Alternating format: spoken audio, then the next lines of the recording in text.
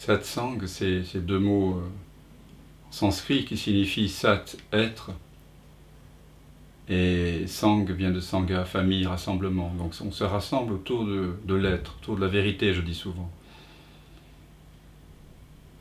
Mais qu'est-ce qu'on veut vraiment dans la vie? Est-ce qu'on veut la vérité?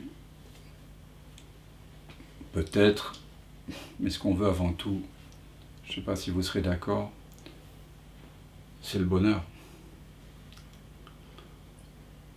Il se trouve que le bonheur et la vérité sont une seule et même chose. On dit dans les évangiles qu'avant qu'Abraham ne fût, je suis. Avant le temps, avant l'histoire, avant l'identification au fait d'être quelqu'un, avant toute chose en fait, avant même le Big Bang, ça veut dire. Abraham représente le temps. Avant qu'Abraham ne fût, je suis. Donc avant qu'il y ait des apparences, avant qu'il y ait des perceptions, avant qu'il y ait des histoires, des pensées, des sensations, des émotions, avant qu'il y ait même un cosmos, il y a être. Le but du satsang, de ce que l'on partage ensemble, c'est de reconnaître que cet être est déjà là, ici, maintenant. Le avant auquel Jésus se fait référence quand il dit « avant qu'Abraham ne fût, je suis », c'est pas un avant temporel. C'est le royaume des cieux, dont les évangiles nous disent également, comme tous les grands textes de non-dualité, il est en toi. Et le royaume des cieux, le je suis, dans le jargon chrétien, c'est simplement le bonheur. Le bonheur permanent. Rien d'autre. Et si on est ici ce soir, c'est que l'on a compris que le bonheur que nous cherchions, au travers de relations, d'accumulation de savoir ou de biens matériels, de demande de particules d'attention de la part des autres, ce bonheur-là, le bonheur permanent, ne peut pas être obtenu au travers d'une expérience. On a tous échoué, lamentablement. Et c'est parce qu'on a échoué à obtenir ce que l'on désirait le plus, à savoir le bonheur permanent, au travers d'expériences, au travers des objets, au travers du monde, qu'on est ici ensemble, une petite quarantaine, et nous pressentons que, pour l'avoir déjà pressenti à plusieurs reprises, que le bonheur est notre être même. Alors si le bonheur est notre véritable nature, pourquoi est-ce que nous ne le ressentons pas tout le temps ?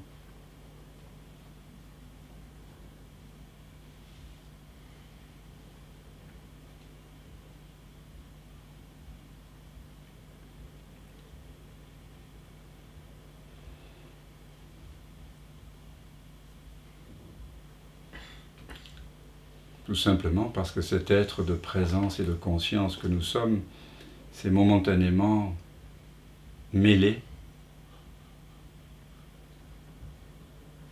emmêlé, emberlificoté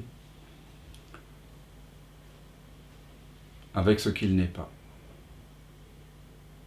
Cette pure et simple évidence d'être, cette pure et simple présence de la conscience que nous sommes, c'est momentanément et par habitude, par erreur d'attention, mêlé avec les objets, les formes, les pensées, les sensations, les perceptions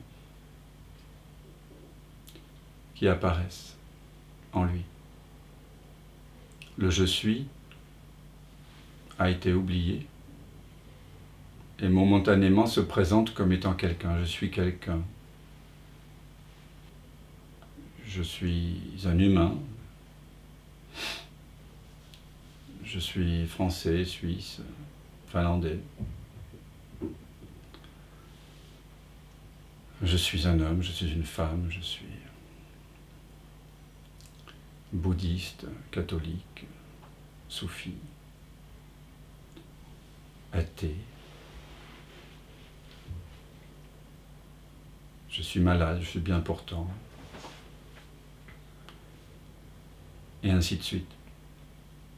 Dans des arborescences de plus en plus fines. Alors ce que nous pouvons faire ensemble, peut-être, c'est prendre un temps pour dépatouiller l'être de tout ce qu'il n'est pas, et de tout ce à quoi il s'est associé par erreur. Peut-être laissons venir les pensées qui sont là, les images mentales. Constatez qu'une pensée apparaît toujours une à la fois, même si la rapidité avec laquelle les pensées surviennent dans le champ de conscience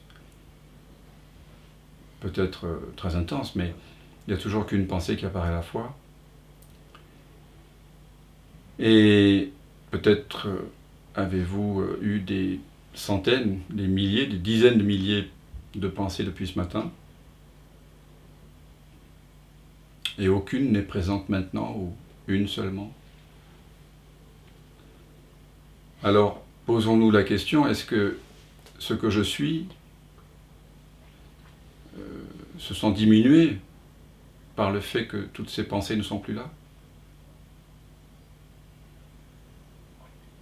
Est-ce que l'être gagne ou perd quelque chose lorsqu'une pensée apparaît dans le champ de conscience ou lorsque la pensée disparaît? N'est-il pas évident que les pensées surgissent puis se résorbent dans le silence, mais que je, ce que nous sommes réellement, n'apparaît pas et ne disparaît pas avec la pensée?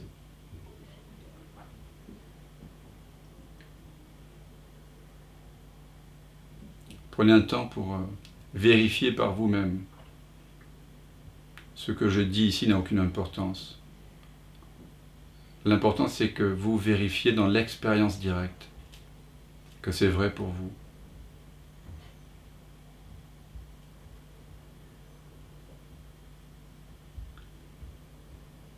Que quel que soit le costume ou le masque de pensée qui apparaît,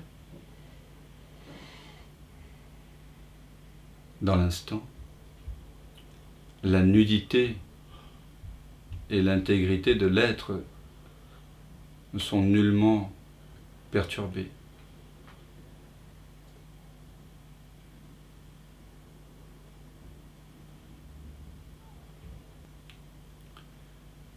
En ce qui concerne le corps, les sensations,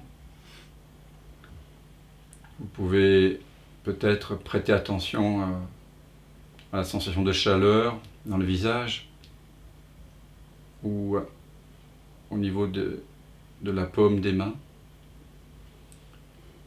et voir qu'il y a des sensations, des vibrations qui vont et viennent. Ça peut sembler un peu dense tant que les sensations du visage sont associées au mot visage et que le mot paume de la main est associé aux vibrations de la paume de la main, mais très vite, vous voyez que le mot dont on affuble ces sensations n'ont rien à voir avec ces sensations. Les mots naissent et meurent. La conscience, le je suis, ce que vous êtes, demeure. Et puis si vous écoutez les vibrations de la paume des mains ou du visage ou d'autres parties du corps, vous voyez qu'elles ne cessent d'aller et de venir. Elles n'ont pas de forme définitive. Si vous prenez le temps là, et je vous invite à le faire, si vous vous approchez d'une sensation ou d'un ensemble de sensations, dans la paume des mains par exemple, comment savoir si la sensation est carrée, ronde, triangulaire, linéaire, spirale.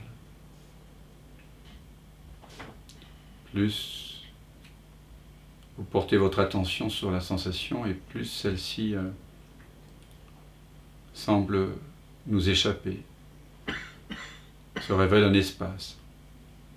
Donc vous voyez que les sensations vont et viennent, mais vous, ce que vous êtes réellement, présence de la conscience, n'est pas affecté, ne vient pas et ne s'en va pas avec la sensation.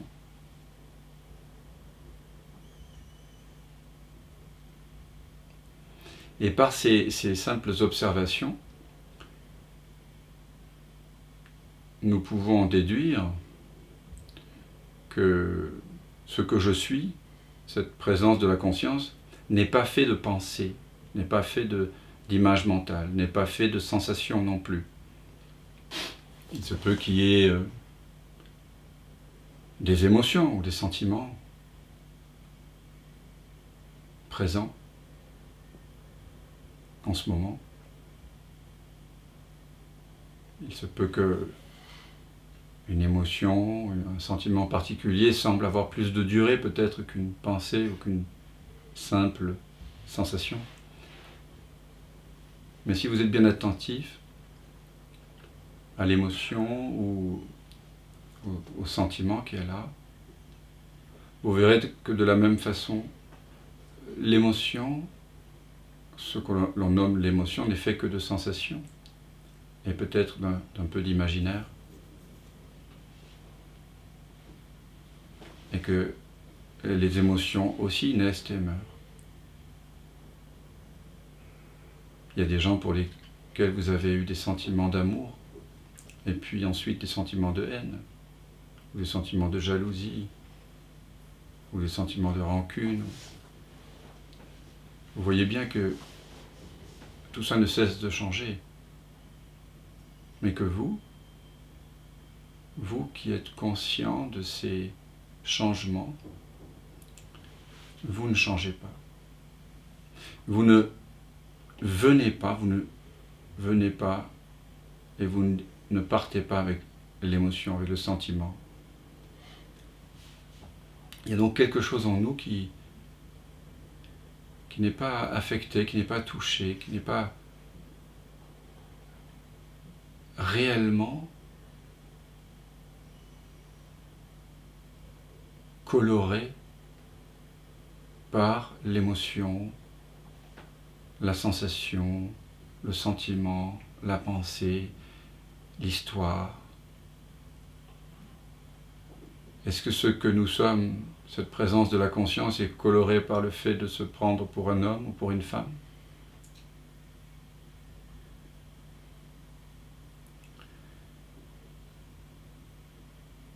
Est-ce que ce que je suis, est-ce que le je suis en chacun de nous est peut-être affecté par une nationalité, par le fait de me prendre pour un Français, pour un Suisse, pour une Serbe,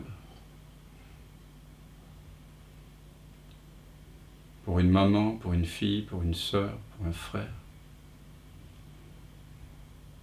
pour quelqu'un qui a un handicap, qui a des qualités, des défauts. Vous voyez que tous les épithètes dont on peut affubler « je suis »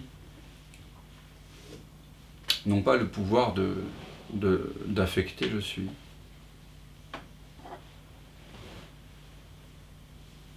Et là, nous prenons un temps pour pas seulement le comprendre intellectuellement, mais l'éprouver. Et ça, c'est très important.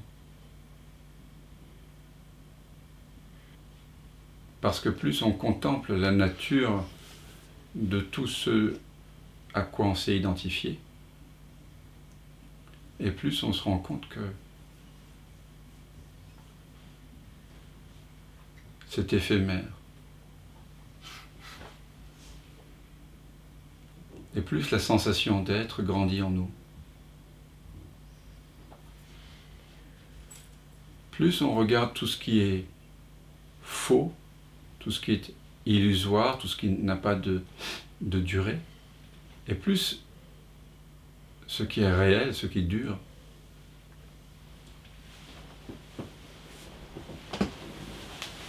semble être évident en nous.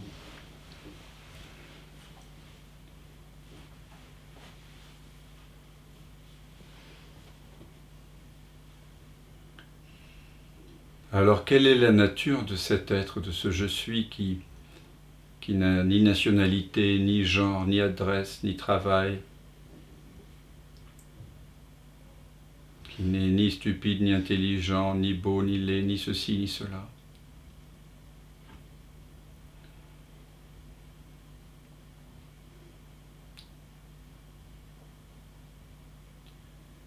Nous réalisons que cet être que nous sommes est conscient. C'est-à-dire que c'est cela qui connaît l'expérience.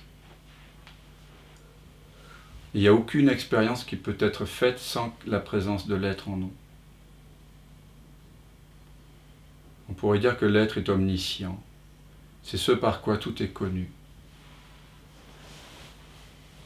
Nos pensées, nos sensations et les perceptions du monde sont connues par la conscience que nous sommes, que nous nous sentons être en cet instant. Mais toutes les perceptions dont nous avons conscience, elles, est-ce qu'elles sont conscientes? Est-ce qu'une pensée est consciente? Est-ce qu'une sensation est consciente? Est-ce qu'une particule de lumière, ou un objet, une forme, une odeur, un goût sont conscients?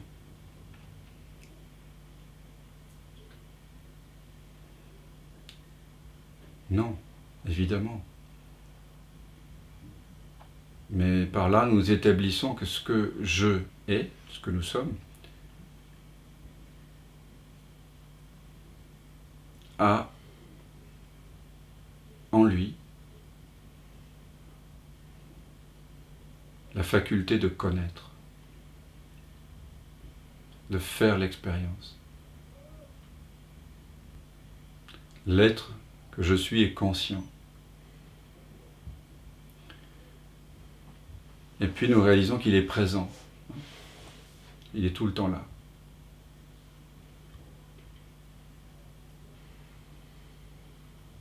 Il n'y a aucun moment de notre vie dont on pourrait se remémorer maintenant où cette présence ne serait pas présente. Cette présence de la conscience ne serait pas là. Certes, nous n'avons pas mis l'accent là-dessus, mais maintenant nous le faisons. Parce que nous pressentons que tout ce que nous n'avons jamais cherché, la joie, la paix, l'amour, la liberté, absolue, permanente, puisque nous en avons le pressentiment et que nous ne l'avons pas trouvé dans les objets, dans les perceptions,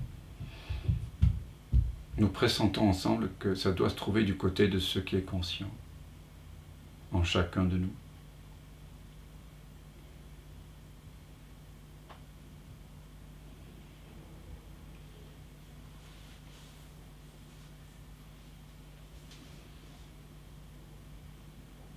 Donc, simplement en observant la nature de ce à quoi on s'était identifié, la nature illusoire de ce à quoi on s'était identifié, cette illusion tombe. Elle tombe d'elle-même parce que nous en sommes conscients. Nous la voyons pour ce qu'elle est, une simple apparition-disparition.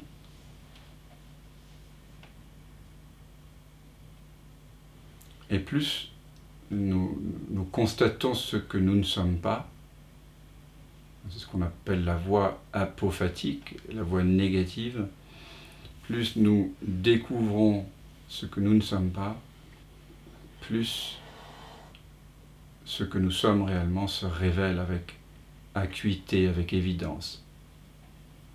Vous pouvez sentir déjà une sorte de stabilité,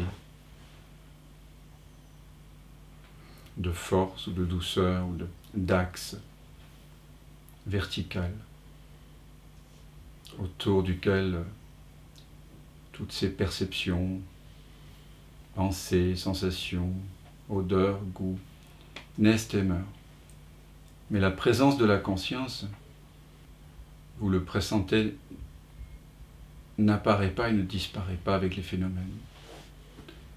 C'est tout le temps là. Et quelque chose qui serait tout le temps là ne peut pas apparaître dans un cadre spatio-temporel.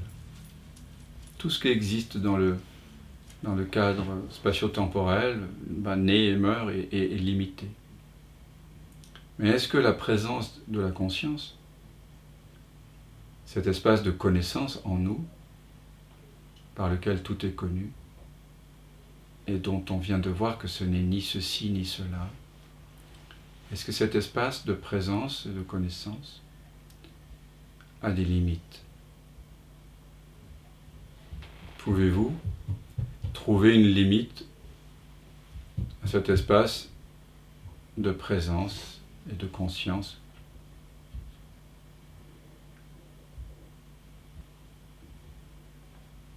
Vous pouvez étendre votre attention dans toutes les directions pour voir, dans l'expérience directe, si vous pouvez trouver une limite à l'être que vous êtes.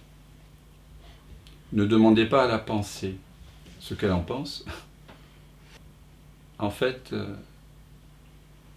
ici c'est la conscience qui s'adresse à la conscience.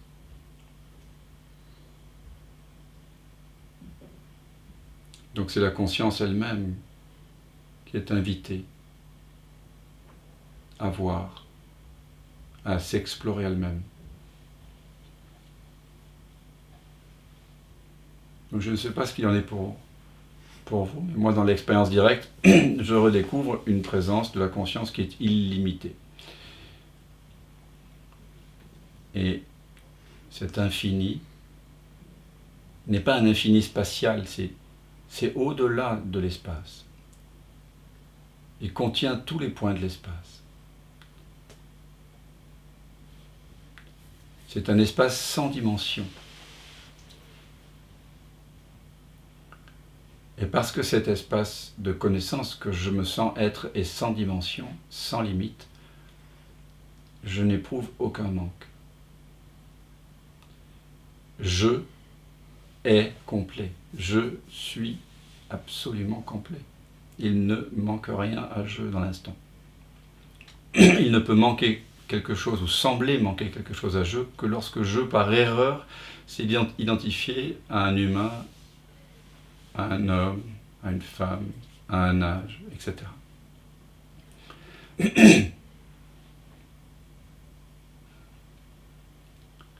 Et si vraiment vous sentez comme moi cette absence de manque,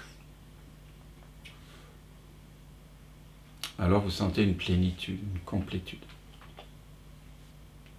une joie. Et donc cette joie ne vient pas d'un apport extérieur.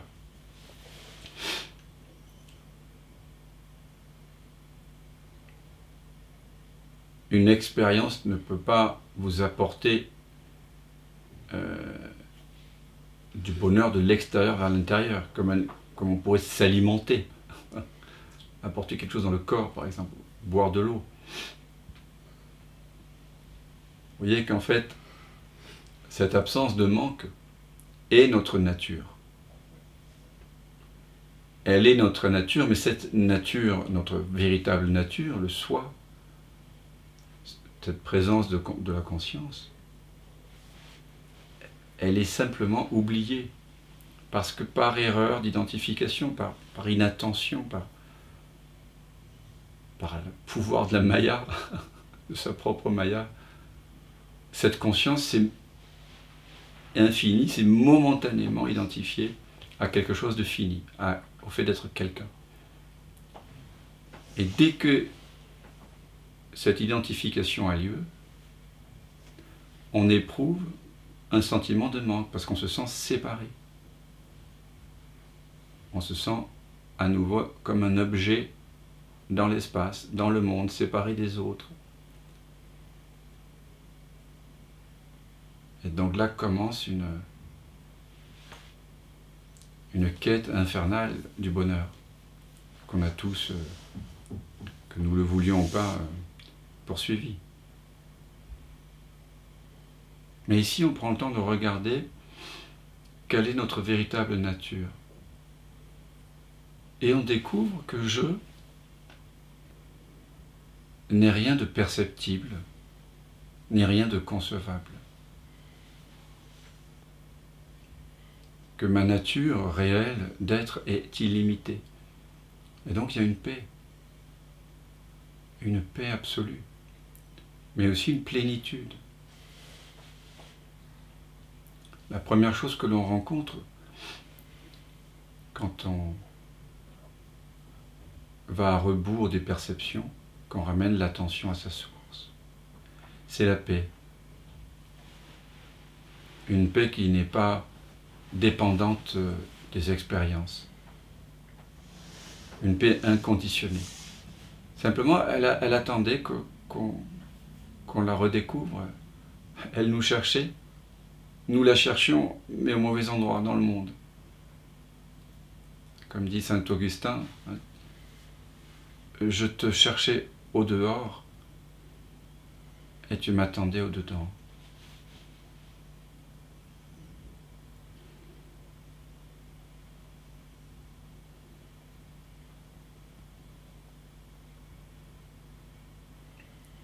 Bien sûr,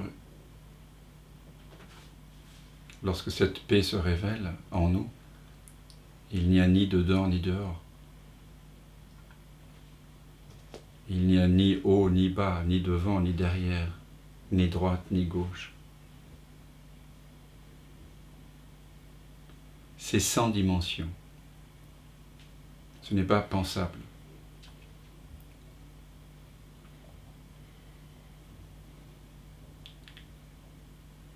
Cette paix, cette joie qui est là, n'est pas pensable. Pourtant, qu'est-ce que nous avons pensé au bonheur? Peut-être que la plupart des pensées d'un humain s'articulent autour de cette recherche de bonheur.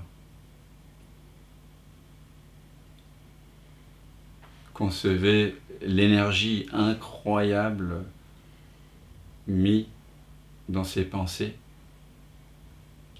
à propos d'un bonheur qui ne pourra jamais être trouvé là où on le cherche.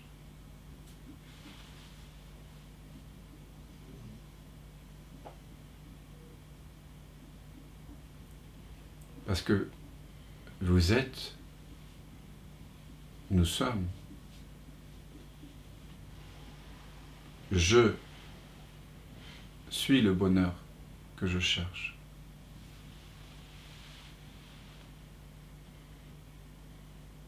Donc nous réalisons que tout pas que nous pourrions être tentés de faire pour aller en direction du royaume, du bonheur ou de soi-même ne serait qu'un éloignement.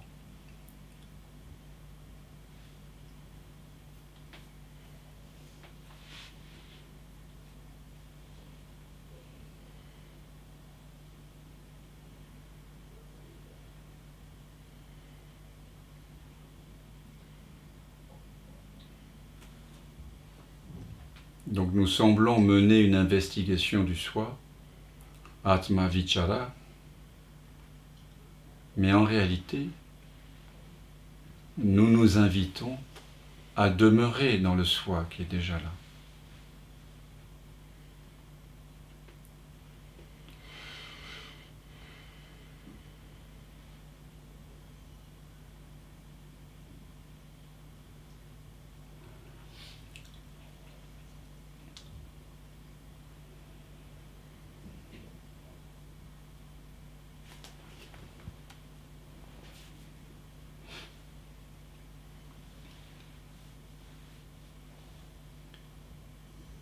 Il semble, peut-être pour certains d'entre vous, que les mots qui ont été utilisés pour mener cette apparente investigation ont semblé avoir le pouvoir de pointer vers cette présence de la conscience, vers le royaume en chacun, afin qu'il se révèle.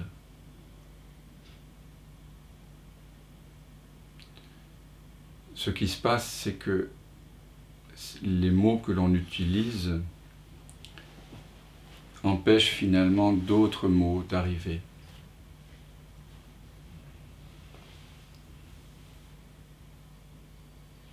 Nous nous amusons ici à formuler l'informulable. On appelle ça le vidyavriti en sanskrit. Par les mots ou les concepts que l'on utilise, nous déconstruisons d'autres concepts qui sont en réalité déjà là, mais dont nous n'avons pas conscience. Mais cette paix et cette joie qui se révèle étaient déjà là.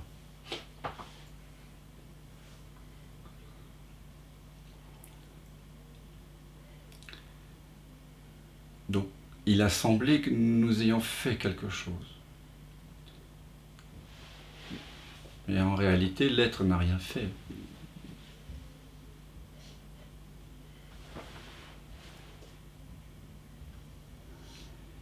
Il y a juste cessation d'identification.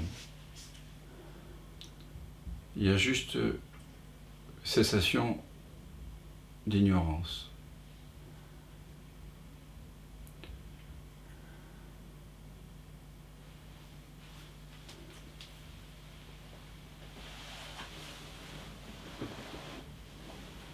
Cette révélation est la révélation du royaume pour lui-même. C'est l'être qui s'éveille. Mais l'être n'a pas besoin de s'éveiller, il est déjà éveillé.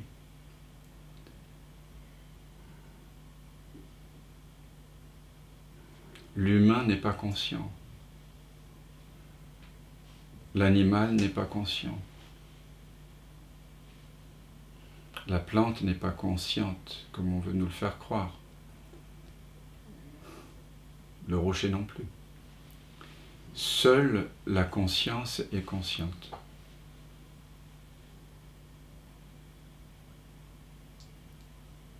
Et c'est lorsque nous cessons de croire que l'humain est conscient, qu'il y a une conscience qui habite le corps humain ou le cerveau humain, ou que sais-je, qu'alors la conscience, on pourrait dire, se réalise, s'actualise pleinement. Donc il a semblé que nous nous détachions d'un certain nombre de concepts, de pensées, de sensations. Mais en fait, le détachement est déjà là. Notre véritable nature est complètement aussi détachée des perceptions que le rêveur dans son lit est détaché du rêve.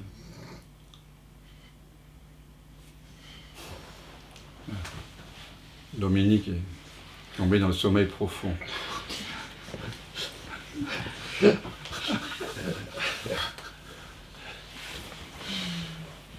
Et c'est vrai que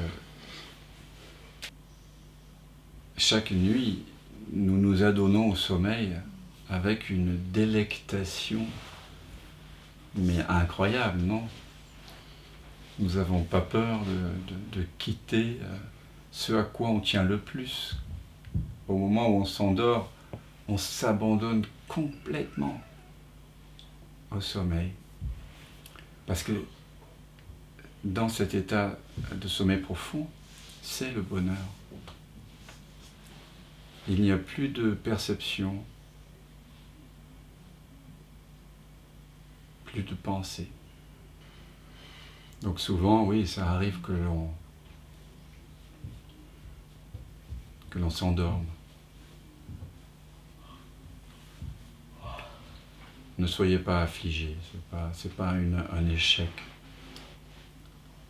Ça veut juste dire que le corps a besoin de repos. Et l'état de sommeil profond est très proche, on pourrait dire, de ce royaume-là que nous mettons à jour ensemble maintenant. Donc nous sommes complètement, notre nature véritable, c'est d'être complètement détaché. Et alors ce qui est extraordinaire, c'est que dans cet absolu détachement de toute forme, de toute pensée, de toute expérience, toute aventure, du temps, de l'espace,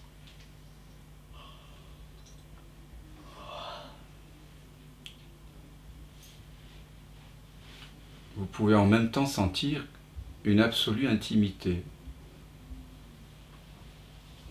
justement. Toutes les sensations du corps, s'il y en a encore, sont comme des flocons de neige qui se dissolvent dans le lac de la conscience.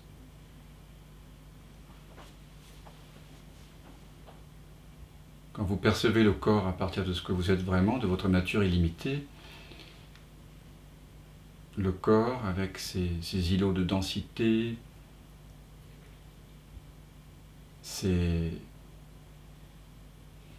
son armure, ses armures, ses histoires, ses besoins de se protéger, ses apparences de bulles dans lesquelles on essaie de se retirer. Tout ça se dissout à vue d'œil. Parce que vous réalisez que ce que vous appeliez le corps n'est qu'une mise en vibration de cet océan infini de conscience que vous êtes.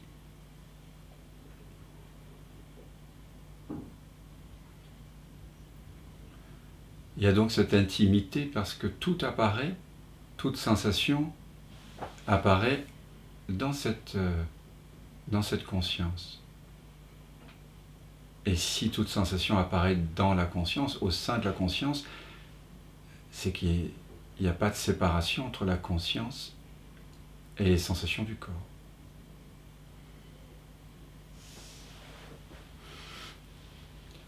Et il en est de même pour les sons que vous entendez en ce moment. Est-ce qu'il y a véritablement une distance entre les sons et la conscience? Il y a une distance entre les endroits où le son semble être produit et les oreilles, mais vous ne faites pas l'expérience d'être des oreilles dans l'instant. Vous faites l'expérience d'être la conscience par laquelle le son est connu. Ça, c'est votre expérience directe. Donc vous ne pouvez pas trouver de distance entre les sons et vous. Prenez un petit temps pour le reconnaître.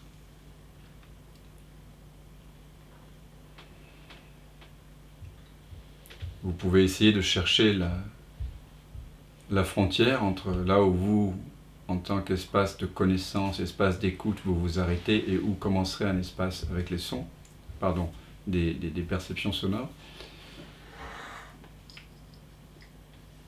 Pareil, vous pouvez essayer de trouver la frontière entre l'espace qui écoute et les pensées qui sont écoutées, ou l'espace de conscience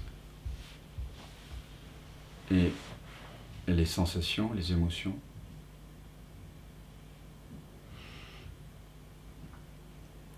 Et à chaque fois, vous allez échouer à trouver cette frontière. Et c'est comme dans l'investigation du soi, lorsque vous cherchez à connaître le je, vous ne le trouvez pas. Vous ne trouvez pas le quelqu'un, la personne, vous ne trouvez pas une perception.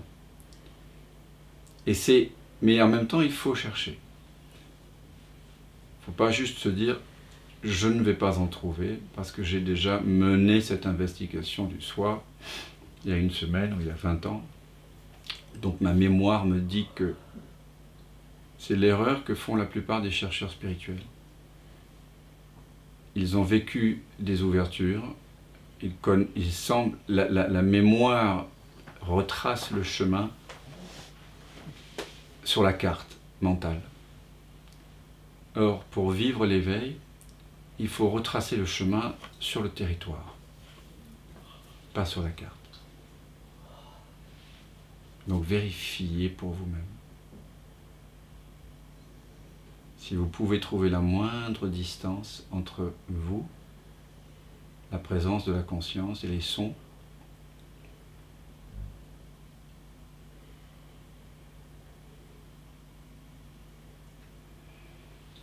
entre vous, présence de la conscience et les sensations,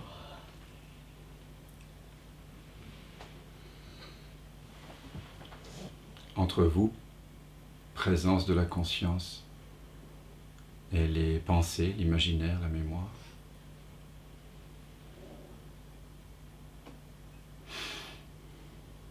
Puis vous pouvez le faire avec les odeurs, avec les goûts, et même les yeux ouverts. Entre l'espace ouvert de votre côté, au-dessus de vos épaules, là où vous imaginiez par une erreur d'attention une tête. Et puis la pièce, et les objets ou les gens qui se trouvent là, voir. D'ailleurs, quand vous faites ce genre d'expérience non duelle, il n'y a plus de gens, il n'y a pas d'objets, il y a des couleurs en fait. Et vous voyez si entre la transparence de votre côté et les pixels de couleurs qui semblent être là-bas, il y a réellement une distance. Donc nous devons vérifier dans l'expérience directe, toujours vérifier pour vous-même. Vous êtes votre propre autorité. C'est la conscience qui sait. Et vous êtes conscient. Et donc vous êtes la conscience. Et vous voyez que combien c'est intime, c'est là que toute distance s'effondre en fait. Et donc, cette intimité, moi j'appelle ça amour, hein, non-séparation. Je ne sais pas comment vous l'appelleriez. Donc ce que nous découvrons, c'est que en se posant certaines questions, en remettant simplement en question nos habitudes, notre façon de voir la vie habituellement, la nature de ce qu'on appelle la réalité, en posant des vraies questions, nous réalisons que nous sommes un être, chacun de nous retrouve en soi-même un être illimité, sans forme, et aussi sans âge, et rayonne de cette évidence une paix, une plénitude et un amour pour toute chose, puisque toute chose c'est vous.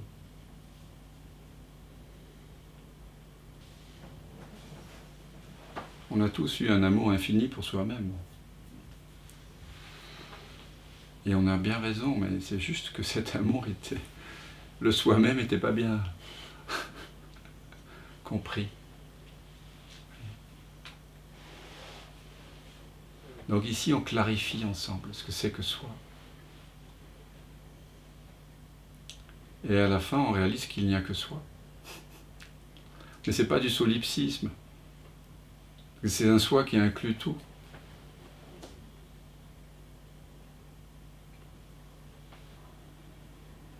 Et donc peut-être, si vous regardez les objets qui vous entourent, peut-être qu'ils vibrent différemment maintenant. Peut-être que vous avez une expérience de beauté. Car qu'est-ce que la beauté sinon une absence de séparation entre vous et l'objet?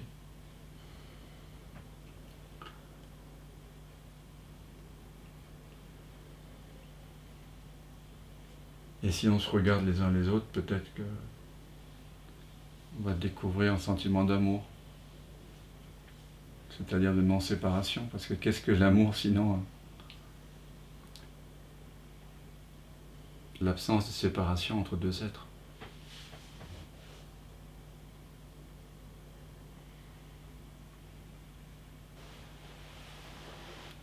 Par ce genre d'investigation, d'exploration non duelle, il peut arriver que l'illusion se déconstruise et que le monde soit soudainement réenchanté et devienne, dans mes mots à moi, magique. Et de la magie. C'est ça la magie. De voir que c'est le même vivant qui anime tout objet, toute forme, toute sensation, toute odeur, tout goût, tout son.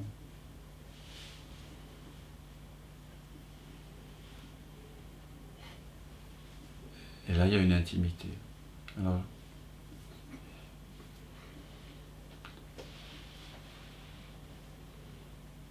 c'était une proposition comme ça générale, parce qu'on est une quarantaine. Peut-être ça a résonné fortement pour certains, moyennement pour d'autres, et pas du tout pour d'autres. C'est pour ça que cette déconstruction, elle est toujours plus aisée à faire lorsqu'on est à deux.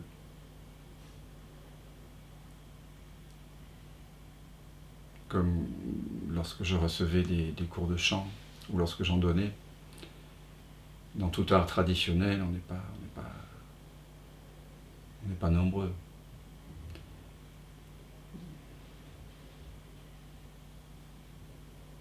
Parce que chacun d'entre nous, nous avons des représentations, des facilités, des difficultés,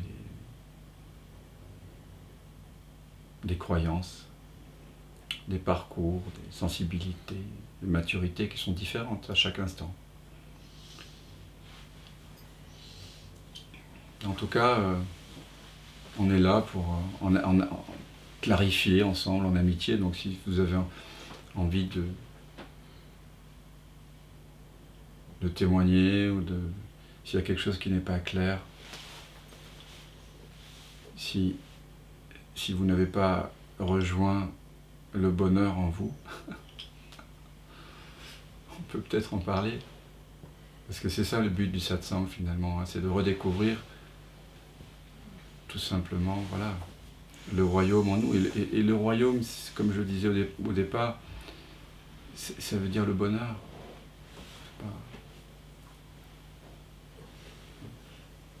La vérité, ça peut sembler très, très, très métaphysique, ontologique. Non, ce qu'on veut, c'est le bonheur. Et ce que j'avais envie de vous partager là, c'est que le bonheur, il vient d'une absence d'ignorance. Donc d'une connaissance.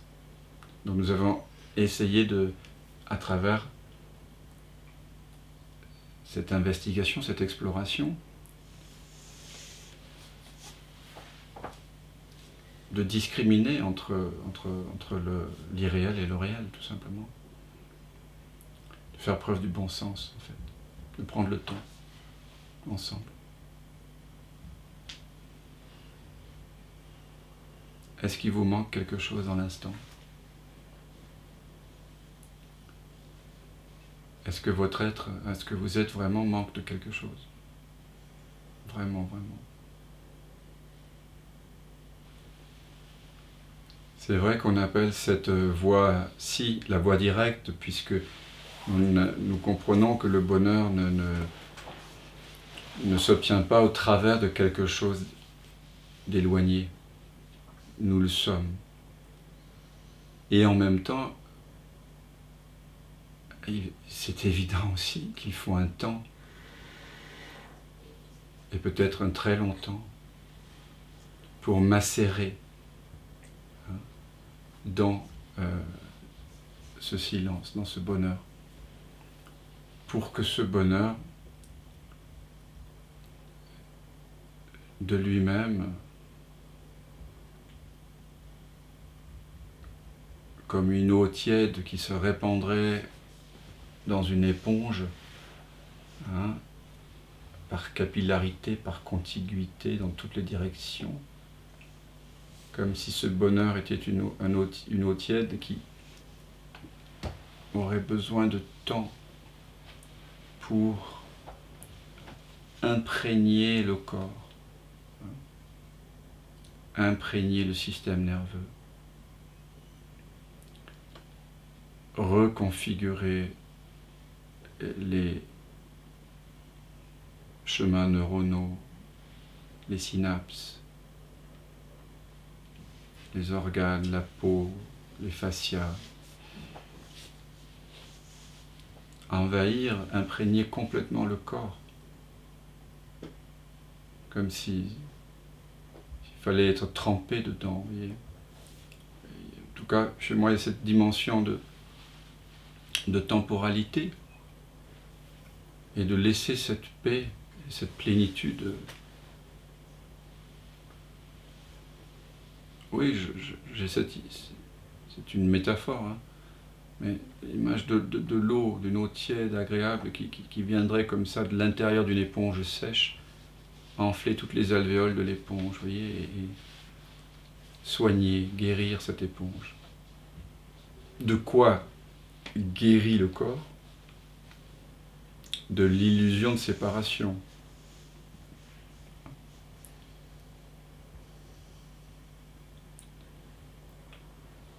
Et le corps devient de plus en plus vibrant. Et ultimement, ces vibrations deviendront espace. Espace de connaissance, de conscience, parce qu'il n'y a que la conscience. Et puis ça va se répandre au-delà du corps, on pourrait dire, hein, dans une certaine...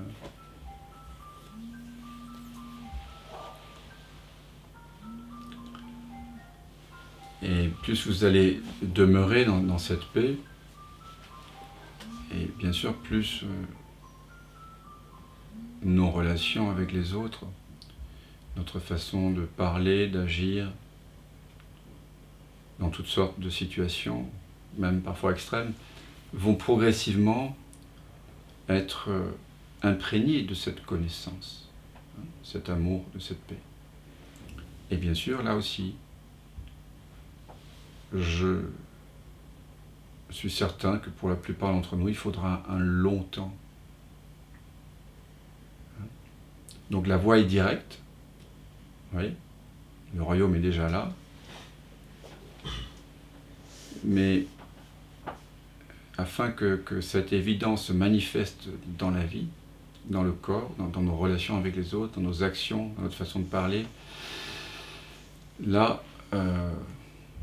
pour ma part, je vois que c'est une sorte d'exploration qui semble infinie, mais qui est joyeuse. Et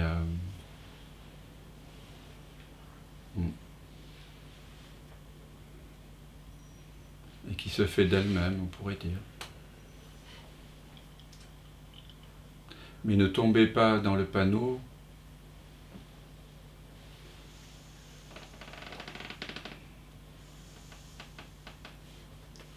sous prétexte que cette voie est directe, et que la reconnaissance est immédiate, et que finalement c'est le non-temps qui se révèle, de croire que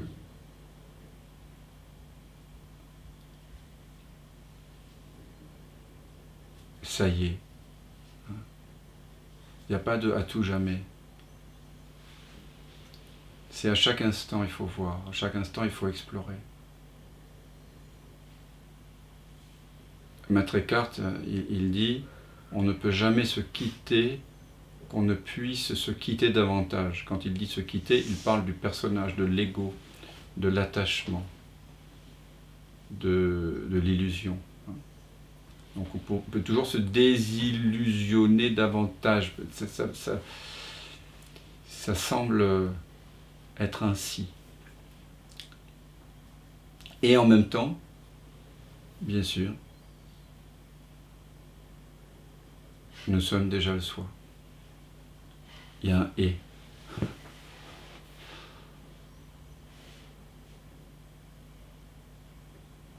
Que ceux qui ont des oreilles entendent. Enfin,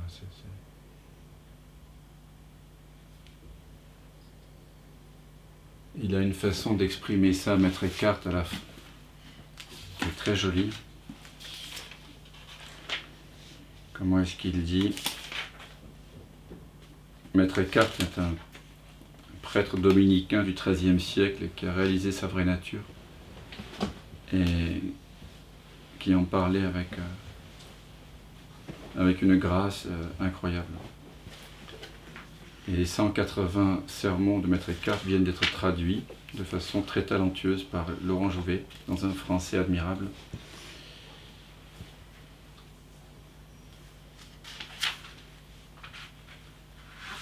Comment est-ce qu'il dit?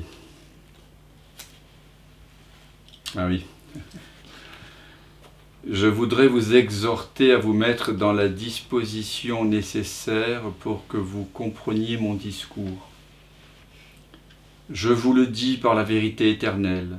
Si vous n'êtes pas vous-même la vérité dont je vais parler, vous ne pourrez pas me comprendre.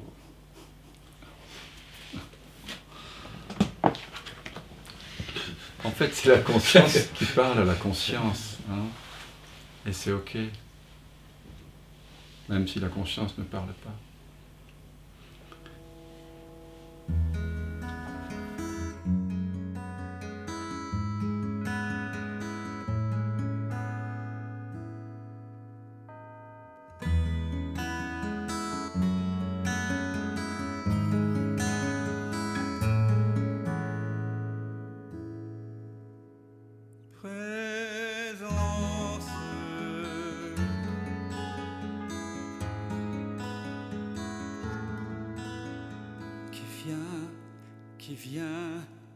Qui vient de l'absence,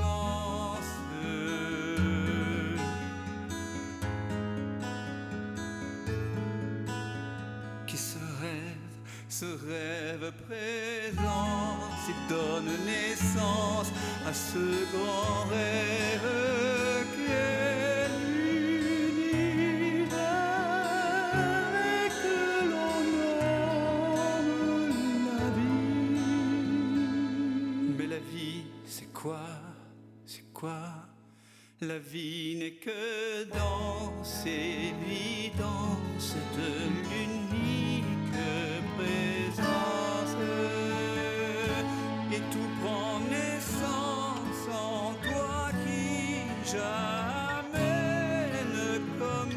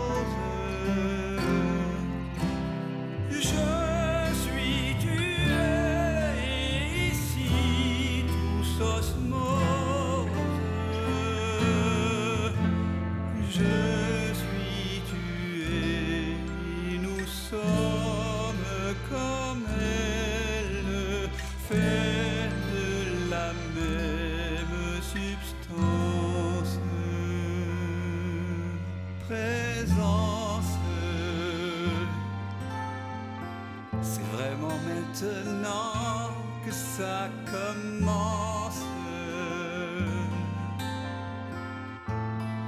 je m'émerveille en ce silence. Tout naît, tout meurt dans la présence.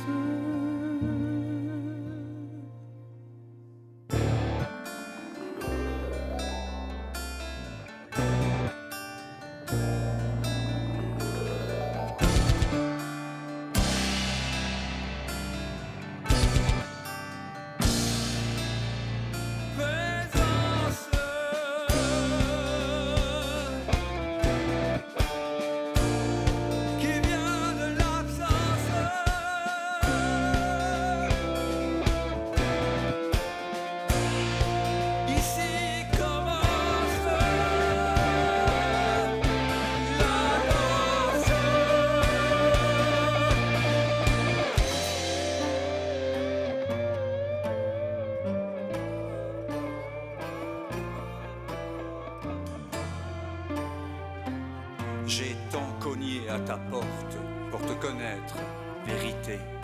J'ai frôlé la folie, j'ai cogné jusqu'au sang.